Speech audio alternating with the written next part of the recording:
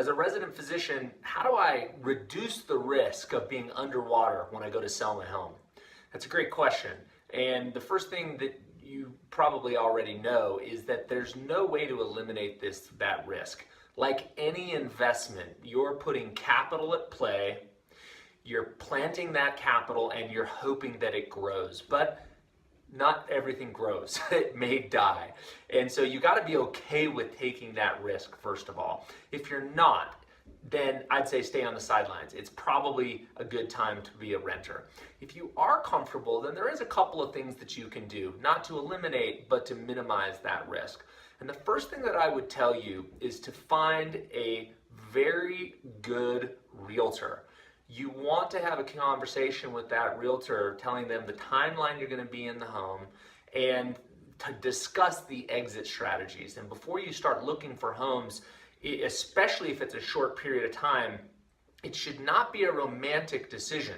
It shouldn't be the one that fits your familial needs. You know, it fits the family well, but it may not be attractive to somebody else. You really got to keep an eye on how vanilla can we make this house, or how easily to resell is it? A home on a street, a home with a funky backyard, a home that backs to a freeway. All of these things are going to make the home more difficult to sell. So number one, find a great realtor. We've got a network of physician-focused realtors across the country. I believe that they have a heart of an advisor, and they will do the best they possibly can to give you good advice. But it's up to you to tell them your parameters, how long you're going to be in the home, and why it's important for you to be able to resell the home in a short period of time. The second thing that I would say to do is to make sure that you're not just falling in love with the first home you see or falling in love with a home, that it actually is a home that is easily resellable in the area. And the third thing that I would recommend that you measure is what's going on in the local economy. Are businesses coming in or are businesses leaving? Is the population of the area growing, or is it diminishing? Do you feel that there's a vibrant community with growth?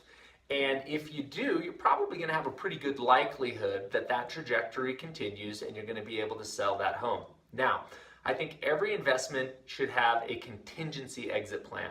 So if the exit plan of sale isn't possible or viable at that time because you don't want to take a loss, what would it look like to be a landlord? Could you find a management company? What are rents going for? Could you break even on the payment? And would you be comfortable doing that for a couple of years?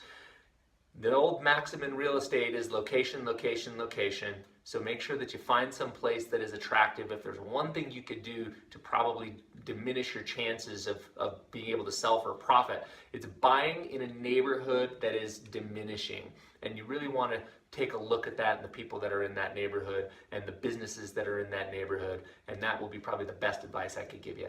Hey, if you have any additional questions or you'd like an introduction to our real estate network, don't hesitate to, and when I say our real estate network, these are simply affiliates that we have used and have had good experiences with our clients. We don't have any ownership, or there's no benefit financially for us to refer you there. We just know that our clients have had a great experience.